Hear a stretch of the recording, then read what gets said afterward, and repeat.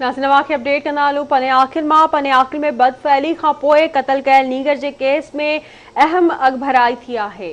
बिल्कुल नाज़रीन, गिरफ़्तार मुख्य जवाबदार शफ़ीक जतोई जे ॿिनि भाइरनि समेत 3 ॼणनि जा DNA लाइ जुज़ा वरिता विया आहिनि। अहम ख़बर अवां ताईं पहुचाई पिया।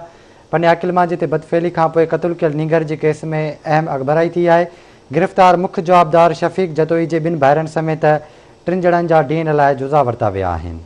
अवां खे अपडेट कंदा हलूं। ब्रेकिंग न्यूज़ आहे त पने आकिल में बदफ़ैली खां पोइ क़त्ल कयल नीगर जे केस में अहम अॻभराई थी आहे। गिरफ़्तार मुख्य जवाबदार शफ़ीक जतोई जी 2 भाइरनि समेत 3 ॼणनि जा DNA लाइ जुज़ा वरिता विया आहिनि। वधीक ॻाल्हि ॿोल कंदासीं पने आकिल मां आवाज़ टीवी जे रिपोर्टर अयाज़ शेख सां। जी अयाज़, अपडेट कजो।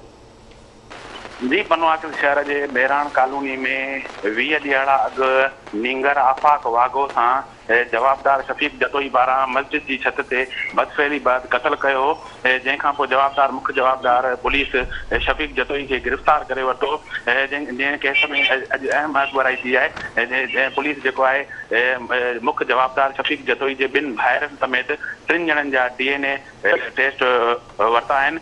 मां ॿुधाईंदो हलां त 20 ॾियारा अॻु जवाबदार शफ़ीक जतोई मेहरान कॉलोनी में नींगर 14 वरनि नींगर आफ़ाक वाघो के मस्जिद की छत ते वठी बदफ़ैली बाद क़त्ल कयो। जंहिंखां पोइ पुलिस एक जवाबदार के गिरफ़्तार जेको रिमांड ते पुलिस के हवाले आहे। पुलिस इन केस में जेको आहे अॻु में बि 21 ॼणनि जा DNA टेस्ट वरिता विया आहिनि। जंहिंखां पोइ अॼु जेको आहे मुख्य जवाबदार जे 2 भाइरनि समेत 3 ॼणनि जा DNA टेस्ट वठी करे लेबार्टरी ॾांहुं खणिया आहिनि। जी ठीक है अयाज़, वॾी महिरबानी अवां जी अपडेट करण लाइ।